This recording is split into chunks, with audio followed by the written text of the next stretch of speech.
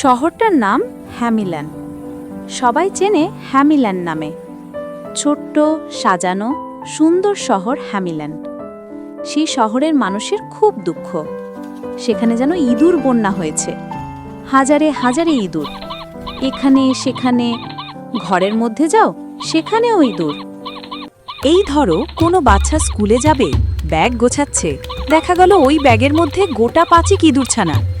কিংবা স্কুলের খেলার মাঠে শিশুদের পা খামচে ধরছে ইঁদুর। কি যে যাচ্ছে তাই অবস্থা। শহরের মেয়র পড়েছেন ভারী বিপদে। নগরপিতার ভোম নেই, কি করবেন তিনি? এমনই এক ইঁদুর দিনে হ্যামিলনে এসে পৌঁছালো আজব এক লোক। লোকটির পরনে খাটো নানান রঙের আলখাল্লা, মাথায় চোঙার মতো উপরে উঠে ঝুলে পড়া টুপি, হাতে লম্বা এক বাঁশি। শহরের মধ্যখানে মেয়রের অফিস। এক সময় সেখানকার রোদে গা জুড়াতো মানুষ। আজ আর সেই অবস্থা নেই। লোকজন ঘরে কোনোভাবে দিন কাটায়। অফিস আদালতের কাগজপত্র কেটে কুটে একাকার করে দিচ্ছে ইঁদুর আর ইঁদুরছানারা। শহরের গণ্যমান্য লোক তাই বসেছেন সভায়। কি করা যায় সেই চিন্তায় সকলের কপালে পড়ে গেছে ভাঁজ। ওই সভায় এসে পৌঁছালো সেই অদ্ভুত বাঁশিওয়ালা। আমি আপনাদের সমস্যার সমাধান করে দিতে পারি। আমি হচ্ছি ইঁদুর শিকারী। আমি এই শহর থেকে তাড়িয়ে দিতে পারি সব ইঁদুর। খুব ভালো কথা। এটা করতে পারলে আমরা অনেক অশান্তি থেকে বেঁচে যাই। এর বিনিময়ে তুমি কি চাও? তুমি যা চাও আমরা তাই দেব। টাকা চাও, সোনা চাও, জমি চাও, ঘর চাও, বাড়ি চাও, সব তোমাকে দেব। কেবল আমাদের রক্ষা করো। লোকটি একটু হাসল।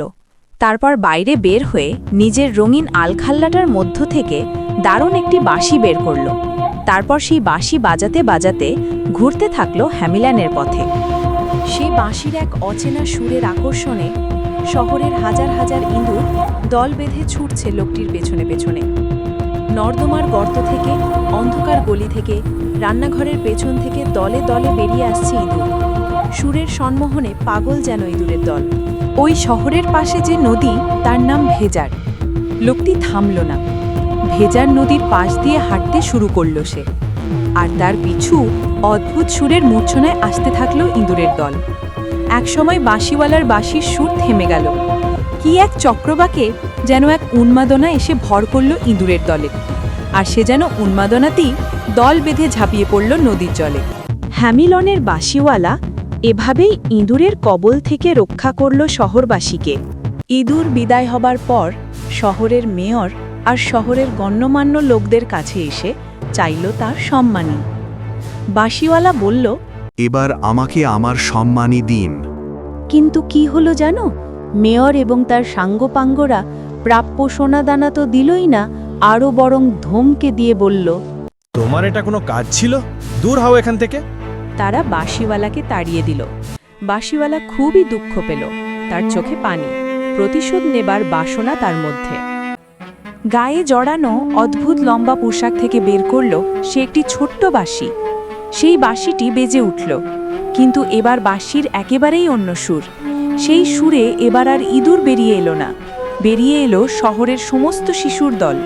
সুরের মূর্ছনায় বাঁশিওয়ালার পেছনে পেছনে সরু পথ থেকে বড় পথ, পাহাড়ের কোল থেকে নদীর কুল পর্যন্ত এগিয়ে যাচ্ছে শিশুর দল। এই দলে আছে শহরের মেয়রের আদরের কন্যাও। এরপর বাঁশিওয়ালা শিশুদের নিয়ে কোথায় যেন হারিয়ে গেল। মেয়র হুকুম দিলেন, খুঁজে দেখো সবাইকে, কোথায় গেল তারা? কিন্তু এই পাহাড়, ওই নদী, পাশের শহর, সব জায়গা খুঁজেও পাওয়া গেল না সেই শিশুদের। পাওয়া গেল কেবল 2টি শিশুকে।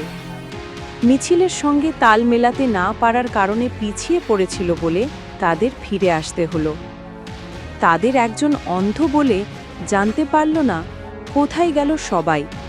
আরেকজন বোবা বলে জেনেও কিছু বলতে পারল না।